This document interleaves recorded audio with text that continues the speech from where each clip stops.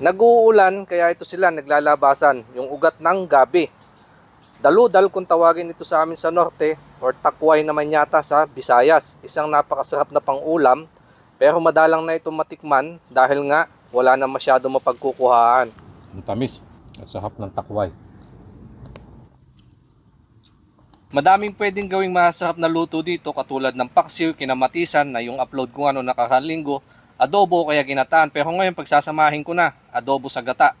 Pakakatasin ko lang muna itong taba ng baboy para magkaroon ng kaunting lasa, toyo, saka kaunting suka. Nilagyan ko na nga din pala yan ng paminta at saka pork cubes para mayroong pandagdag sarap. Isasama ko na itong nilinisan kong ugat ng gabi at saka mga ilang talbos. At itutuloy ko ang pagpapakulo kasama nitong pinigaan kong gata.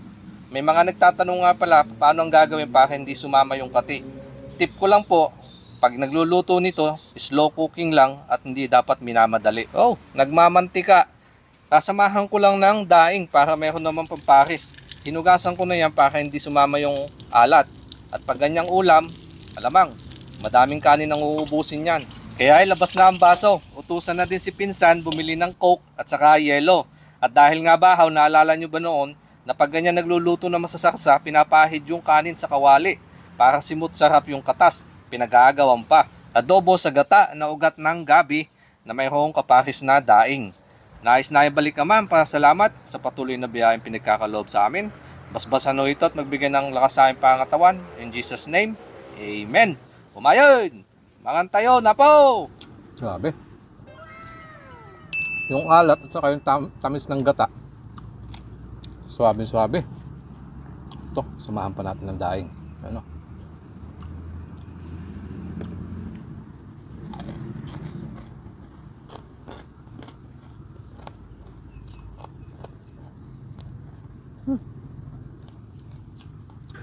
Quality.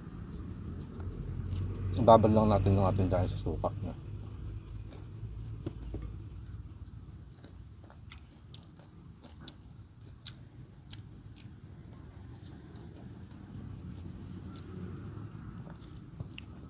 Medyo natagalan tayo sa paglilinis. Pero kung ganito naman kasarap, di bali na lang.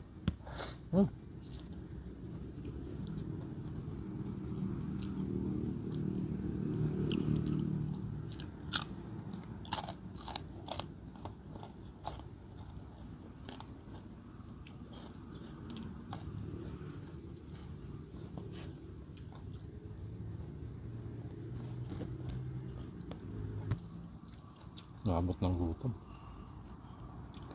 Sakway.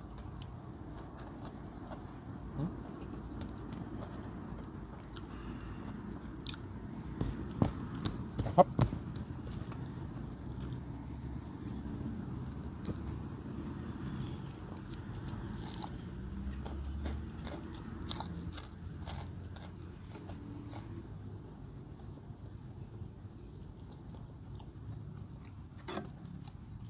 Medyo nakagilid tong ating sausawan.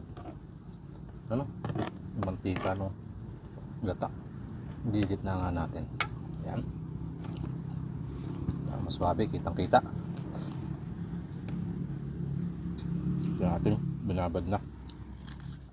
Kain.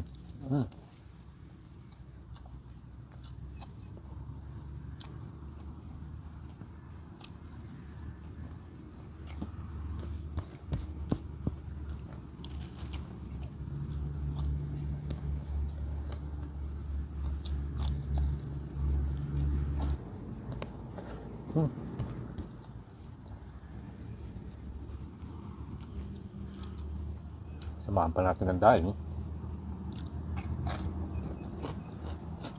Sangka pa.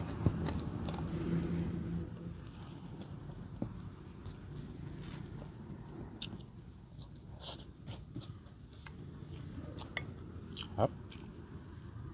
Ito pa yung ating daing.